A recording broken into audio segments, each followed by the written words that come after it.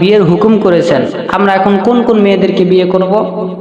এই 4 ধরনের মেয়েকে যদি আমরা বিয়ে করতে পারি, আমাদের সংসারের ভিতরে বরকত আসবে, রহমত আসবে, আমাদের সংসারের ভিতরে আল্লাহ তাআলা শান্তি নাজিল করবে। 4 প্রকার মেয়েদের মধ্যে হতে যদি আমরা বিয়ে করতে পারি, সেই 4 প্রকার মেয়ে কি কি সেটা আমরা একবারে স্পষ্ট সহিহ হাদিস থেকে জানবো। আল্লাহ রাসূল সাল্লাল্লাহু আলাইহি ওয়াসাল্লাম কোন 4 প্রকার মেয়েদেরকে বিবাহের কথা বলেছেন।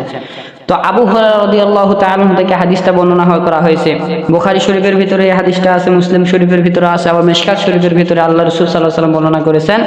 আবু হুরায়রা রাদিয়াল্লাহু তাআলা قال রাসূলুল্লাহ সাল্লাল্লাহু আলাইহি ওয়াসাল্লাম তানকিহুল মারআতু লিআরবাঈন, যে তোমরা যখন বিবাহ করবা 4টি জিনিস দেখে বিবাহ করা। কয়টি জিনিস?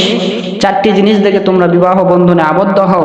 1 নাম্বার লিমালিহা, তোমরা সম্পদ দেখে বিবাহ বন্ধনে আবদ্ধ হও।